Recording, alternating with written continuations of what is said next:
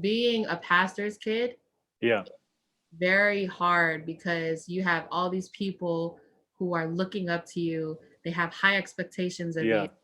as a, as a minister's child, and it's hard for us because we're like, I'm trying to live my best life. And you Yeah. guys are No. like, this is who and whose daughter, she makes sure she's not out late past 8. Yeah. Like, I just want to go eat some dinner with the friends and then come home. Like, Yeah. do nothing.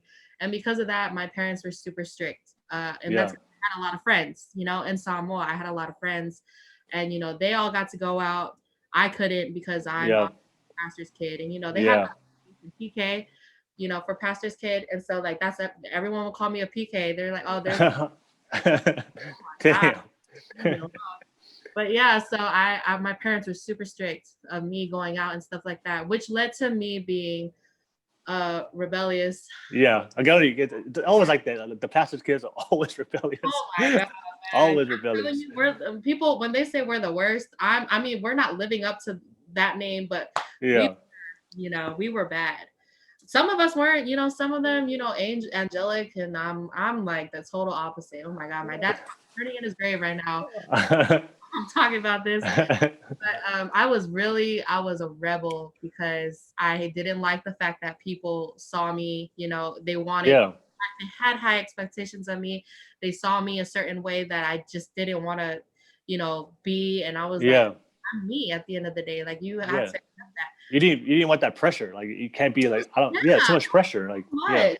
It was so much pressure on me. And I'm like, I don't know how all the other PKs do it, but like, Yeah. I wanted to live my life as such a Yeah. young. I couldn't even go out like after school to hang out with friends. I literally, it's school then home, but I never listened, I was just like, I'm just gonna give me 30 minutes and I'll go home. So yeah, I never listened, and that led to a lot of beatings. Oh my god. Whew. Love my mama. But yeah, whooped me. So yeah, like and that just only fueled it for me. Like I know some kids are like, oh, I'm so scared of my mom and dad. Like I don't want to Yeah. be anymore, so I'm not gonna do it. And here I am, like so excited. I'm like, oh, Yeah. I'm gonna sneak out, and like by the time I get back, they won't know, but they're already there waiting with the stick and stuff. And I'm like, oh, well, here's another night of fun. So, it was different. I was different. I was very rebellious, and I didn't really have care for it, and Yeah. I think that's the reason. I think being titled a PK was the reason that made me feel that way.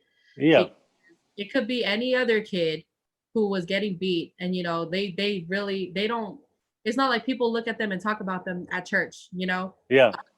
And then there's me like, oh, Sia got beat up because she did this and she did that. And I'm just like, it fueled up so much in me that I wasn't really much of a talker. I never talked about my problems. Like me doing this podcast, Yeah. really like unreal because I've never talked about anything like to no one. This recently just like came out and about because like I said, I went to Cal State Hayward, and when that happened, oh man, I was staying with my aunt in San Jose because I was commuting. The first year I was living in the dorms, and that didn't work out. I didn't like, I don't know. I had too much freedom, is what my family said. Yeah, because I just like I did everything that I wasn't supposed to be doing Yeah. college. Like and because all of high school I was with my parents. Yeah. The only thing bad that I've ever done with them is like sneak out to go and do and hang out with my friends. That's the Yeah. worst thing I've ever done because I feared if I did something worse, I would get kicked out or something Yeah. would happen to me. I wouldn't live to see another day. So when college came around, it was literally my first night in college. I was moving into the dorm. My aunt from San Jose, she helped me move into my dorm room. Hmm. Um, and like we had this big block party, and like my roommates were like, "Oh, let's go to the block party," and I was like, "Oh, what's that? Like, is it gonna be downstairs?" And they're like, "No, no, no, it's like across the dorm." And I was like, "Okay." So I go, and like everyone's drinking and smoking, and I'm like, "Well, I'm on my own now, Yeah. Yeah. let's do it. So I literally, the first night, that was like my literal first, that was literally my first time ever having alcohol. Yeah. That was the first time I ever like, just smoked a tree and whatnot. I don't even know if I'm supposed to be saying this like on the No, podcast. you good. You good. Okay. You good. Oh. Right. Yeah, so I did all of it. I did literally tried, all the things that I wasn't supposed to try. And I Yeah. woke up, you know what's funny? I woke up the next morning, I cried. I was like, The guilt. yeah.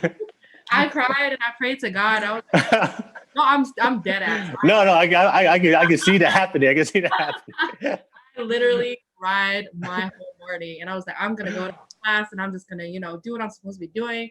But like, it's just like the fact that I had no one to supervise me was so weird, and I was just like, this really means I'm on my own. I can do what I want to do. So I definitely went, and it got worse. It got worse. The drinking, the smoking, the living my best life, it got worse. The not attending classes. I literally skipped all my classes at Cal State Hayward. It was really bad. Like, and it's really because I just felt all this freedom, and no one prepped me for it because I was such a rebellious child. I know my dad tried like all the time. He tried to, but he told me like at the end of the day, you're gonna reap what you sow, Sia. Like if you go against what me and mom are telling you, Yeah. you're what you sow. And I always told him, I'm like, yeah, I get you, but God's gonna bless me. Yeah, I always went against my parents' word because in my head, I'm gonna prove them wrong. Yeah. So I always told myself, I'm gonna prove you wrong. That was always my mentality, was I'm gonna prove you wrong. I didn't care what people said about me. I didn't care how people saw me. I was at the end of the day, I was gonna succeed in my life. So that was what I was going to prove to my parents. So going Cal State Hayward was already an accomplishment in itself because I was in college. I made it into college. I honestly thought I wasn't going to get into a college because because high school was a trip. I was terrible. I don't know how I graduated, but going to college, it was different. And my dad, he would email me and ask me like, how are you doing your classes? And I would lie and be like, oh, well, just had a big pop quiz and just got to study. They would always call me to check up, but I never answered. And it's hard too because like my parents didn't know how to use the internet, so like they would only try to call, and like FaceTime didn't exist at the time. Yeah. So he was just like trying to reach out to me the best way he could to see how I'm doing, and here I am avoiding their calls and stuff. So I was really out here trying to live my life and then see if I could succeed and prove them wrong. But I was doing it in my own time. Yeah. And, that led to something really big because after me failing, my first semester in college, my parents saw and they were just like, we need you to stay with Auntie in San Jose. She has someone to supervise you. And so I was like, what the, like in my head, I'm like, yeah, I'm in college. Yeah. Yeah. Like just I'm grown, They're just like, no, you gotta stay. And that ticked me off. I was just like, man, like I still being like 17, 18, I still gotta like, be babysitted. I still have to be supervised. Yeah. So, that I didn't argue with my parents. Like I said, I hold things at the time I was holding things in, and I never expressed how I felt. I never like any emotion towards like my parents or anything.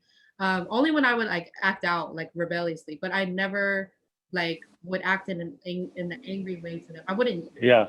And I'll be like, all right, whatever. But in the back of my mind, I'm saying like all these things, We all do. We all do.